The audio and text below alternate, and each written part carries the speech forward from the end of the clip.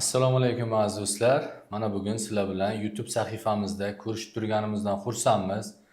Bugun juda ham ko'p yoshlarimizni qiynaydigan mana shu onanizm, ya'ni beshkabir odatini, pornografiyani nerv sistemasiga ta'siri qanaqayin bo'ladi? O'sha tez bo'shanish asoratlari bo'ladimi? Jinsiy aloqaga xohishni pasayib ketishi yoki bo'shana olmaslik, birinchi kechada qo'shina olmaslik va hokazo o'sha onanizmni asoratlarini, ya'ni nevrologik qanaqangi asoratlari bor va mana shu asoratlarni qanday qilib klinikamizda davolashimiz haqida nevropatologimiz Ilhom Ne'matullayevich bilan birgalikda hozir gaplashamiz. Bizda juda ham ko'p mana shunday bemorlarda kuzatilgan holatlar bor. Balkim o'sha holatlar sizda hayotingizda bo'layotgan bo'lsa, qanday qilib yechim qilishligi mumkinligi haqida, yechim topish mumkinligi haqida bilib olishingiz mumkin. Videoni albatta oxirigacha ko'ring, chunki videoda aytiladigan holatlar aynan sizda ham kuzatilayotgan bo'lishi mumkin. Agar siz bizni birinchi marta ko'rib turayotgan bo'lsangiz, albatta bundan oldingi videolarni ham ko'rishni tavsiya qilamiz. Chunki bundan oldingi videolarda ham alohida muammolar haqida gaplashganmiz. Albatta bu ham sizga foydali bo'lishi mumkin. Assalomu alaykum hammaga, bizni kuzatuvchilarimizga. Jabborov Ilhom Ne'matullayevman, nevrolog vrach bo'lib, mana Royal Med klinikasida 3 yildan ziyod bo'ldi faoliyatimizni olib boramiz. Juda ko'plab bemorlarimiz jinsiy salomatlik bilan murojaat qilib kelishadi va aynan ularda biz aynan nevrologik muammolarni topib va ularni bartaraf qilishga mana ko'p yillardan beri yordam berib kelyapmiz. Demak, asosiy qismga o'tadigan bo'lsak, Ilhom, mana o'zingiz bilasiz, bizga yoshlarimiz ko'pincha uylanishdan oldin to'yga tayyorgarlik ko'rish bo'yicha yoki uzoq vaqt onanizm odati bilan shug'ullanib, har xil jinsiy tomonlama muammolar, ya'ni tez bo'shanib qo'yish, jinsiy aloqaga xohishni kamayib ketishi, ayoli bilan qo'shila olmaslik kabi juda ham ko'p muammolar bilan murojaat qilib kelishadi. Aynan mana shunday bemorlarimizga biz tashxis qo'yishga nimalarga e'tibor beramiz va ularda qanaqangi nevrologik buzilishlar kuzatiladi? Mana shular haqida qisqacha aytsak.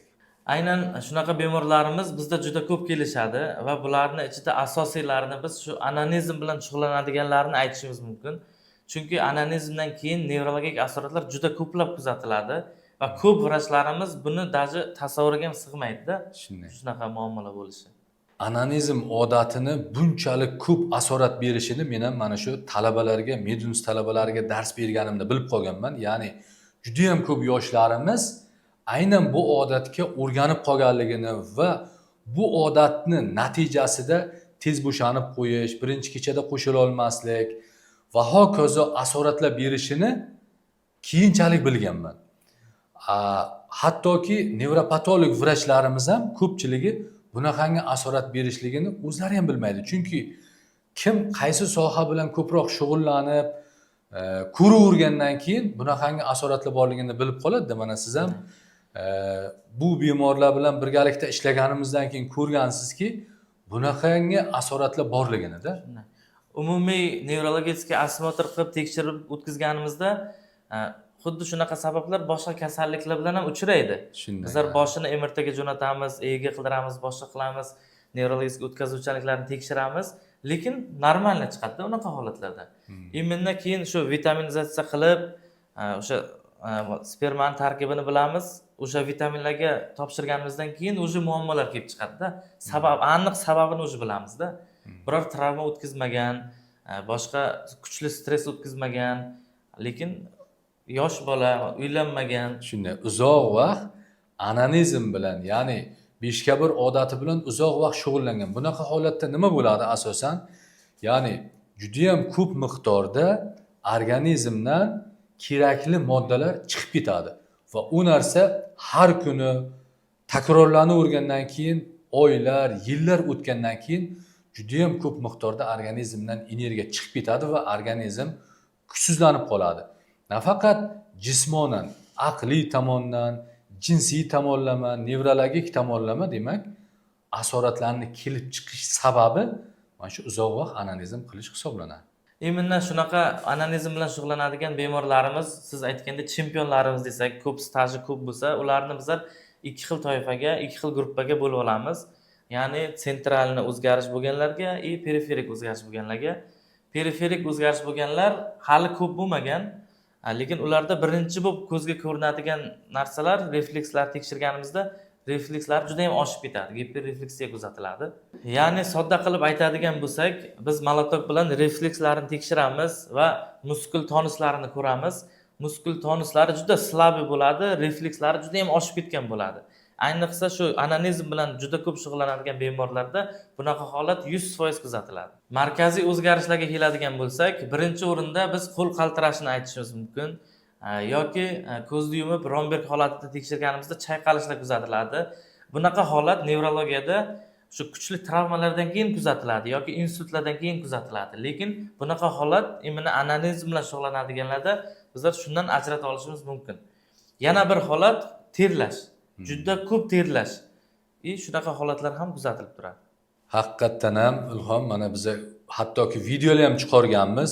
Bemorlarning qo'lini qaltiragan holatini, suv bo'lib terlab ketgan o'sha 10 yildan ziyod shug'ullangan bemorlarimizda aynan qo'llarini terlashi, qo'l qaltirashi, boya aytganingizdek, mushaklarda tonus yo'q, ozib ketgan, xotirasi pasayib ketgan, aqliy, jismoniy qobiliyatlari pasayib ketgan juda ham ko'p bemorlarimizni kuzatamiz.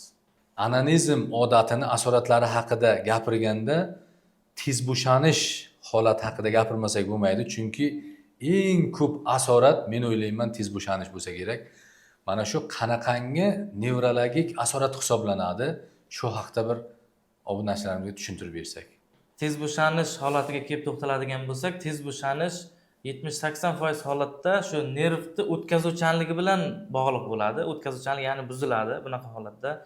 Yoki periferiyadan sentrga qarab o'tkazuvchanlik buzilishi mumkin yoki sentrdan periferiyaga qarab o'tkazuvchanlik buzilishi mumkin. Anonizmning asoratlari haqida gapirganimizda albatta tez bo'shanish holatini gapirib o'tmasak bo'lmaydi, chunki tez bo'shanishning sabablari ko'p. Masalan, shamollash ham tez bo'shanishga olib kelishi mumkin, lekin yoshlarimizda eng ko'p tez bo'shanishning sababi bu anonizm odati deb bilamiz. Mana shu haqida bir tushuntirib bersangiz. Tez bo'shanishga to'xtaladigan bo'lsak, bu holatni biz aniq bir sabab deb ayta olmaymiz, chunki nerv sistemasida simpatika, parasimpatika nerv sistemasi bor yoki bosh miyamizda javob beradigan, immuniy libidoga javob beradigan gipotalamus, gipofiz bezlarimiz bor. Shuning uchun bunaqa holatlarda yoki vitamin yetishmovchiligidan bo'lishi mumkin, yoki biror joyda shamollashdan keyin bo'lishi mumkin, yoki psixikasida buzilish bo'lib bo'lishi mumkin. Shuning uchun bunaqa bemorlarimizda bizlar umumiy tekshirib, periferik o'zgarishmi, sentral o'zgarishmi yoki shamollashning asoratimi, shularni aniq qilib, aniq bir yechimga kelamiz.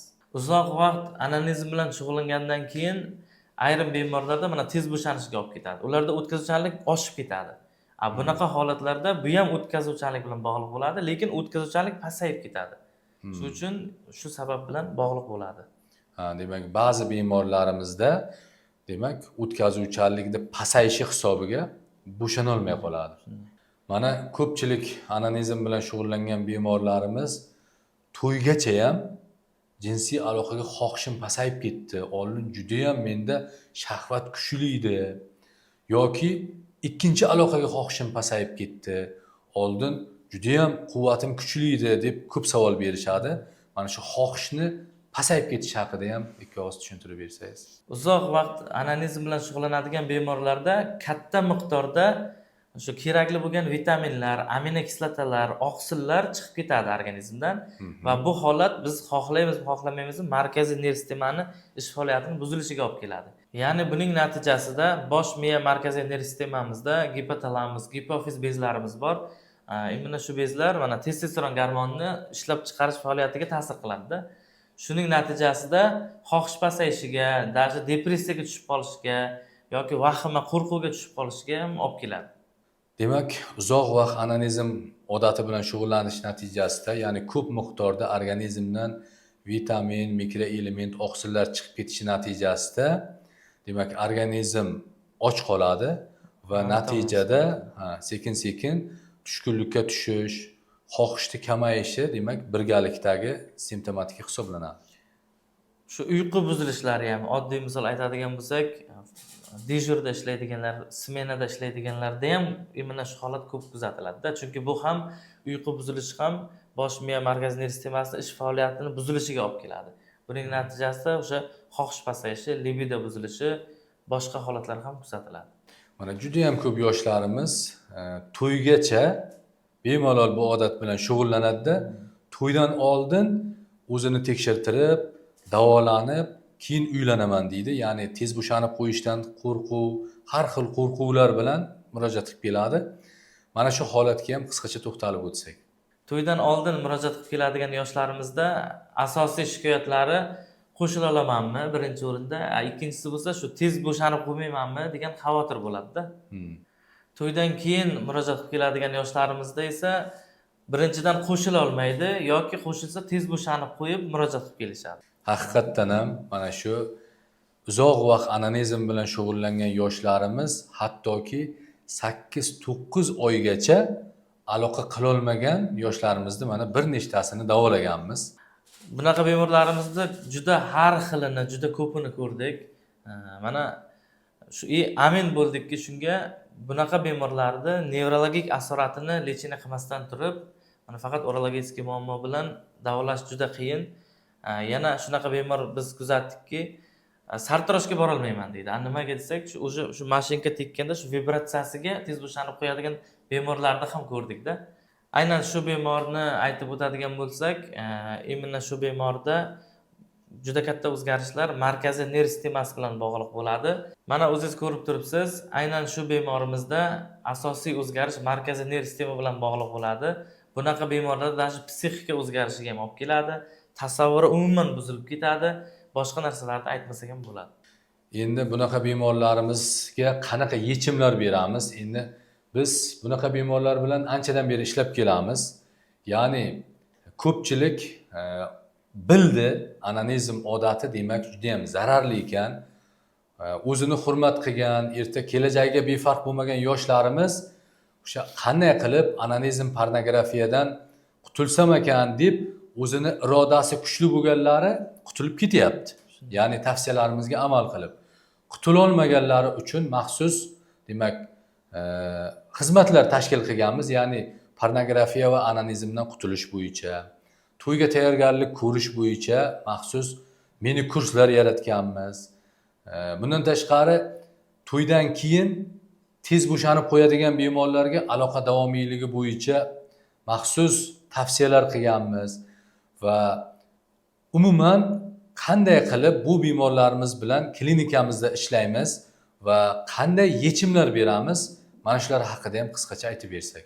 Yechimlarga to'xtaladigan bo'lsak, tez bo'shanish bu o'zi anonizmda juda katta asorati. Bu asorat bo'lsa nevrologik holat bilan, nevrologik o'zgarish bilan bog'liq. Nevrologik o'zgarishlar lecheniya qilmasa, ko'payadi, yo'qolmaydi hech qachon.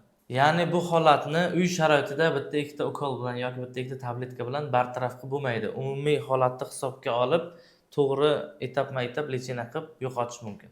O'zi mana shunday asoratlarni 3 ta etapda davolaymiz. Ya'ni birinchi etapda nevrologik buzilishlarni bartaraf qilish, ikkinchi etapda kuch-quvvatni, jinsiy quvvatni oshirish ustida, undan keyin esa demak aloqa davomiyligini uzaytirish ustida ishlaymiz. Mana shu birinchi etapimiz, ya'ni asoratlarni yo'qotish etapimizda qilinadigan ishlar haqida qisqacha aytib bersangiz.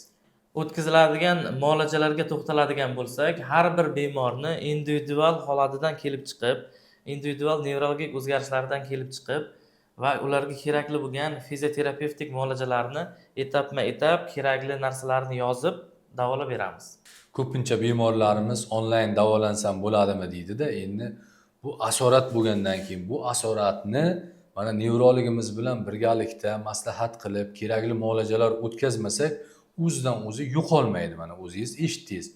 Shu sababli kimda mana shunday asorat kuzatilgan bo'lsa, o'zi biladi. Uzoq vaqt bu yomon odat bilan shug'ullangan va klinikamizga tashrif buyuradigan bo'lsangiz, birgalikda ko'rib, maslahatlashib, eng kerakli bo'lgan yechimlarni beramiz. Ya'ni asoratlarni yo'qotib olsak, undan keyin kuch-quvvatni oshirish, jismoniy, jinsiy quvvatni oshirish, aloqa davomiyligini oshirish ustida bemalol sekin-sekin ishlasak bo'ladi. Mana aziz do'stlar, o'zingiz ko'rib turganingizdek, anonizm ya'ni 5 odatida qanaqa nevrologik buzilishlar kuzatiladi, qisqacha tushuntirib berishga harakat qildik. Agar sizda yoki yaqinlaringizda mana shunday muammolar kuzatilayotgan bo'lsa, ya'ni tez bo'shanib qo'yish, ayolingiz bilan qo'shila olmaslik yoki boshqa jinsiy salomatlik bilan bog'liq muammolar kuzatilayotgan bo'lsa, bemalol klinikamizga tashrif buyurib, bu muammolaringizga yechim topishingiz mumkin. Manzilimiz Samarqand shahri, Mahmud Qashqariy ko'chasi, 84-uy, Mo'ljal Royal Hall restorani. Agarda sizda qanaqadir savollar bo'ladigan bo'lsa, quyidagi raqamlar orqali yoki ijtimoiy tarmoqlar orqali bizga bemalol murojaat qilishingiz mumkin.